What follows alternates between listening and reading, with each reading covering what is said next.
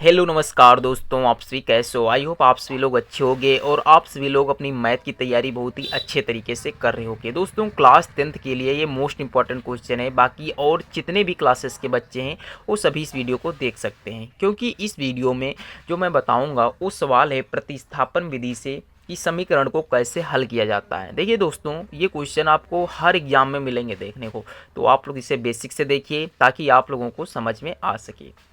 तो चलिए आपका टाइम ना बर्बाद करते हुए, बाकी ये मोस्टली जो है वीडियो जो है ये क्लास 10th के लिए। ठीक दोस्तों, समझिए, ऐसा क्वेश्चन आपको एक बोर्ड एग्जाम में देखने को मिलेगा। सवाल है कि निम्न सवाल को प्रतिस्थापन विधि से हल करो। जैसे कि ये सवाल लिखा हुआ है, अब आप इसे समीकरण नंबर 1 मान लीजिएगा और इसे समीकरण नंबर 2 मान लीजिए, जो आपका मन हो उसे मान सकते हो। तो सबसे पहले लिखिएगा क्या कि समीकरण, क्या लिखना है आपको, समीकरण 1 को हल करने पर क्या करना है, 1 को हल करने पर। तो समझिएगा, ये सवाल मैंने लिख लिया 5x माइनस का 3y इक्वल टू 4 है। अब आप इसे कैसे हल करोगे, तो देखिए सबसे पहले आपको मैं एक बात बताता हूँ। इस समीकरण को लिखिए और इस समीकरण को यहाँ लिखिएगा 2x प्लस वाई बराबर का 8। अब आपको इसमें से एक चीज़ बराबर करनी है, चाहे जो समीकरण बराबर कर लो, चाहे 1 चाहे 2। तो देखिए यहाँ पे 5 है, यहाँ पे 2 है। अगर जो 2 से गुणा कर दी जाए तो एक पद बराबर हो जाएगा।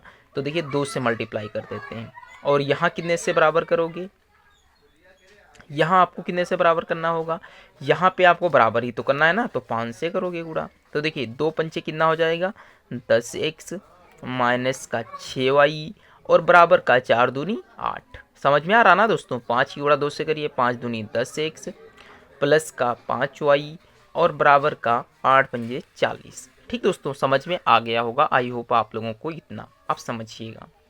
देखिए यहाँ पे प्लस से यहाँ माइनस होगा तो ये कट गया। अब देखिए 6y में से 5y जाएगा तो एक y बराबर कितना बचेगा, यहाँ माइनस है तो देखिए यहाँ माइनस का बचेगा।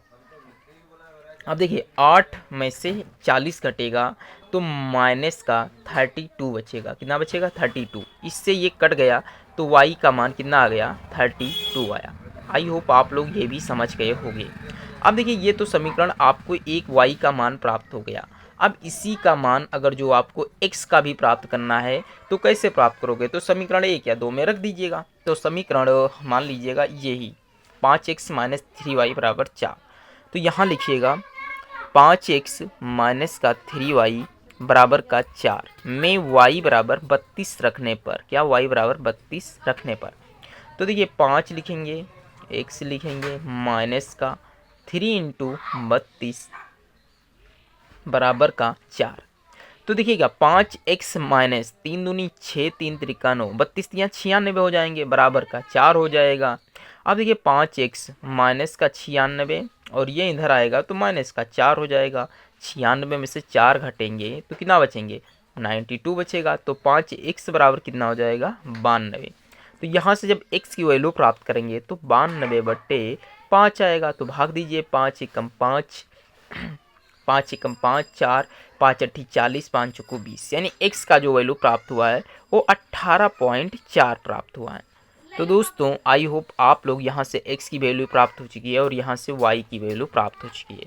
तो दोनों तरीके से आप लोगों ने सीख लिया कि इसका जो आंसर आएगा वो y बराबर 32 आया है और x बराबर जो प्राप्त हुआ है वो 18.2 कितना 4 प्राप्त हुआ है। तो ये रही दोस्तों प्रतिस्थापन विधि से सवाल को हल करने की विधि। अब दोस्तों आप लोगों को सीखना है, एक क्वेश्चन मैं दे रहा हूँ वो आप लोग होमवर्क करके और आंसर भेजिएगा मुझे कमेंट में। तो देखिए क्या है, 3x प्लस 2y बराबर 11, 2x प्लस का y बराबर 7। तो दोस्तों ये सवाल है, आप लोग इस सवाल को होमवर्क रहा आप लोगों के लिए, तो इसे ज़रूर करके आंसर कमेंट में करिएगा। आप लोगों को कल यही सवाल मैं फिर से बताऊंगा अगर जो नहीं समझ में आएगा तो। चलिए मिलते हैं नेक्स्ट वीडियो पे, तब तक के लिए जय हिंद जय भारत।